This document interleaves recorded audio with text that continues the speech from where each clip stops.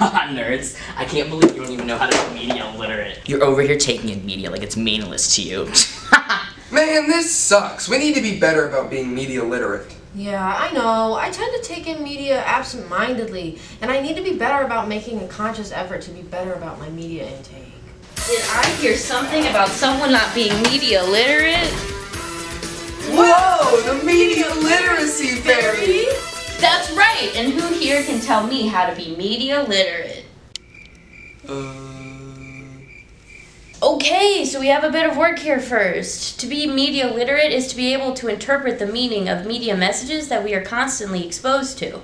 Becoming media literate allows for us to form our own opinions on what the media is and what is being presented to us, instead of absorbing what they want us to know. Media literacy has a lot of components to it, but for the sake of our time and what you all need to know, I'm just going to share a small section of what can be really important. Please tell us what we should know!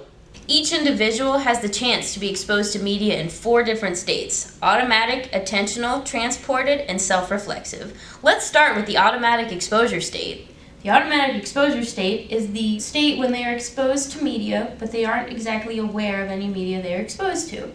Automatic exposure state can almost be seen like the autopilot of the brain, where the brain works on filtering out messages that aren't exactly important to the person. So you're telling me my brain automatically processes out these messages without me knowing?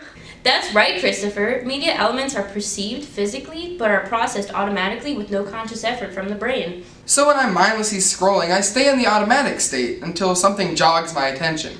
Like, for example, if I'm on AOL messaging and I'm not really paying attention to anything, I'm reading until something interrupts me. Exactly! Much of the media that people are exposed to are in this state. If someone is only paying attention to their friends, then they are in the automatic state when listening to the music. But if something plays in the song that grabs the attention of the person, then they are no longer paying attention to what the friend is saying and are now in the automatic state for the conversation.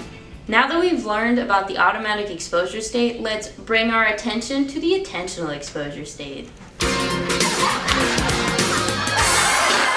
The attentional exposure state is a step up from the automatic exposure state, where the individual is aware of the messages they are being exposed to. So, even though I'm trying to actively interact and be aware of the messages, I could still not have my full attention on it? That's correct. The key idea for the attentional exposure state is to have a conscious awareness of the messages during the exposure. This must also be done with a high level of concentration to make sure that we are paying attention to the media messages. You could have a higher concentration than Christopher, and that allows for you to spend more time on the messages. Oh, I get it then. So the attentional exposure state is where people are aware of the messages the media is exposing them to, and its differences from automatic because we are aware and actively interacting with it. Yeah, that's right. The attentional state requires conscious attention and effort to be aware of the media messages.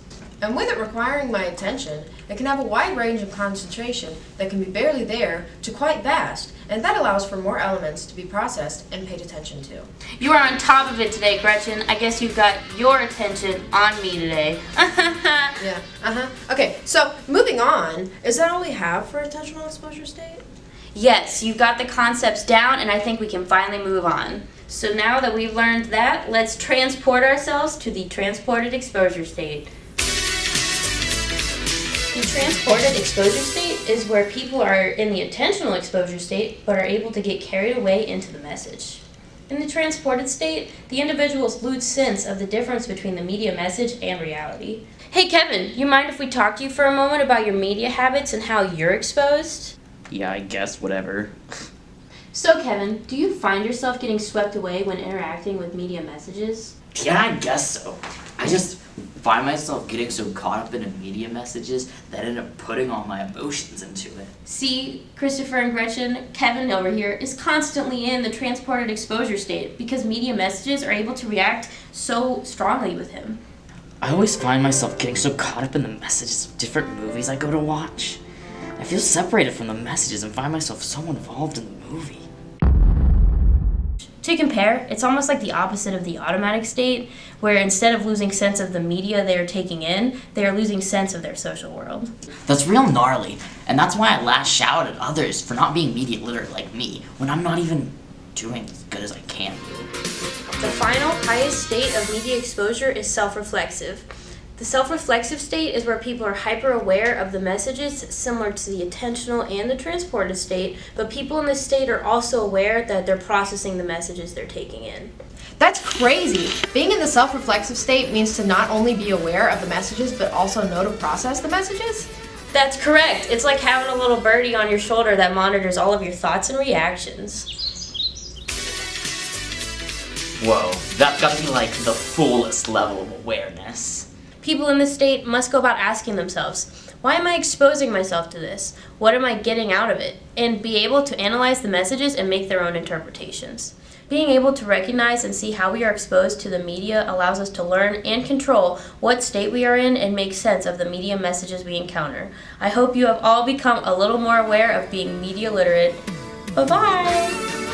Thanks, Media Literacy Fairy!